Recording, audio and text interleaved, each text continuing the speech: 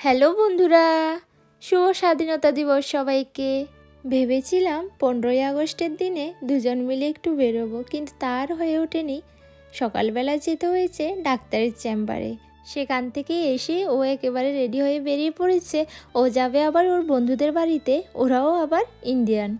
আমাকে অনেকবার করে বলছে যাওয়ার জন্য, কিন্তু যেহেতু রান্নাবান্না এখনও বাকি, তাছাড়া আমার শরীরটাও অত ভালো নেই, সেজন্য আমি আর যাচ্ছি না। ওকে বললাম তুমিই যাও। কিছুদিন আগে আমি আমার ফ্যামিলি ডক্টর চেঞ্জ করেছিলাম, আর আমার নতুন হেলথ কার্ড এখনও এসে পৌঁছায়নি। আর এখানকার এমনই নিয়মকানুন, হেলথ কার্ড ছাড়া কোনো ডাক্তারই অ্যাপয়েন্টমেন্ট দেবে না। আর সেই অ্যাপয়েন্টমেন্ট নিতেই আজকে আমাদের যেতে হলো ডাক্তারের চেম্বারে। ওদিকেও চলে গেছে, আর আমার রান্নাও প্রায় হয়ে এসেছে। ও যাওয়ার আগেই রান্নাটা বসিয়েছিলাম। চলুন এবার আমার জন্য দুপুরের খাবারটা নিয়ে নিই।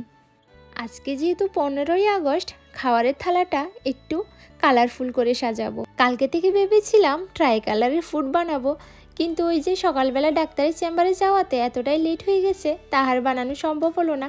ফ্রিজে ছিল শসা, গাজর, এগুলো দিয়ে সাদা ভাতের থালাটা কালারফুল করে সাজিয়ে নেব। আর এদিকটাই যতই সময় যাচ্ছে ততই আমি ভাবছি, ইস কেন গেলাম না ওর সাথে। আমি গেলেই মনে হয় ভালো হতো, টাইমটা কেটে যেত। এখন মনে হচ্ছে আমার টাইম একেবারেই কাটছে না, ঘরে বসে একা একা আরও বোরিং ফিল হচ্ছে।